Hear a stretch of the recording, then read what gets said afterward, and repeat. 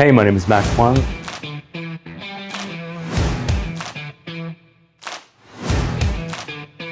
Flawless victory. And you're watching my show, Creating Controlled Chaos. Let's go.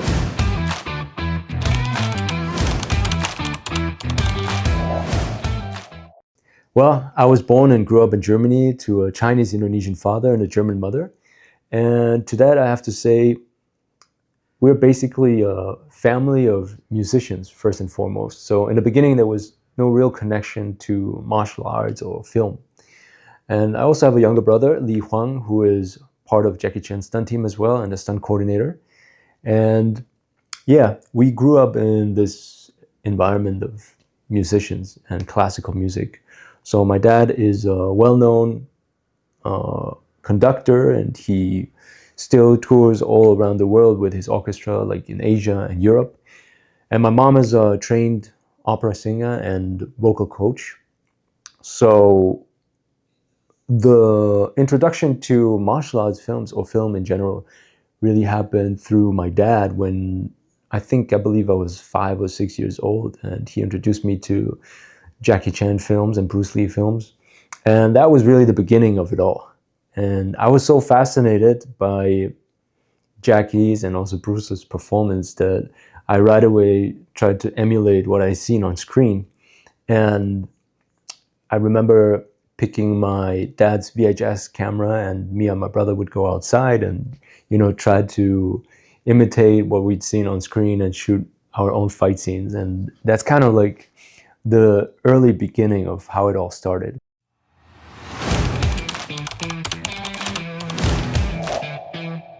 When I was 11, I started my first martial arts training. And initially it was Wing Chun, so I studied Wing Chun for a year. And then later I learned a Malaysian Kung Fu style, which included a lot of sparring, and we went on to tournaments with my master, Özgen Senol. And that was a great time because, yeah, it was like full-on sparring and the real thing. So we had fun beating each other up, essentially. Around that time, I saw Jet Li's Shaolin Temple. And as most of you know, Jet Li is very famous for his Chinese wushu skills. And when I saw him performing wushu on screen, I thought, wow, that's it, because wushu is basically pretty much made for the big screen. Like, it has all these elaborate movements, like the jumps and the kicks and, a lot of fancy movements with weapons and all of that. So when I saw it, I right away thought to myself, okay, this is what I want to learn. Because from an early age on, I had the goal in mind that I wanted to become a martial arts actor and join the film industry. And so when I had to pick my martial arts, I was picking very carefully with the goal in mind that I wanted to have a career in film. So I felt I needed to acquire some skills like kicks and jumps. But, on the other hand, the sparring side also came very handy, because I think sparring is what keeps you really grounded as a martial artist, and you can really try your techniques and try them out and see if they work. So in a way, it was both ways of training, like the more performance style training, but then on the other hand, the more real combat-based training that helped me to develop my style over the years. Yeah.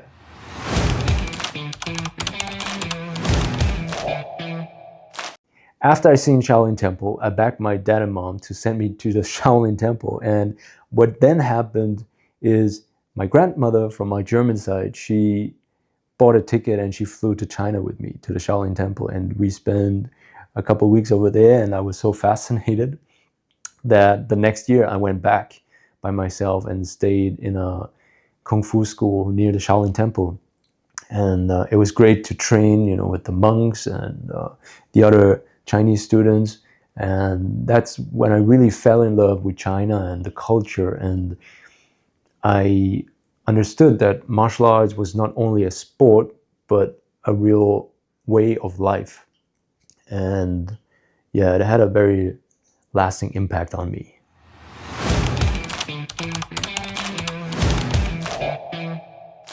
When I came back to Germany, I started training with David Turek, a good friend of mine, who back then was running the Berlin Wushu team. I started competing more in modern Wushu, and I eventually won the German national championships.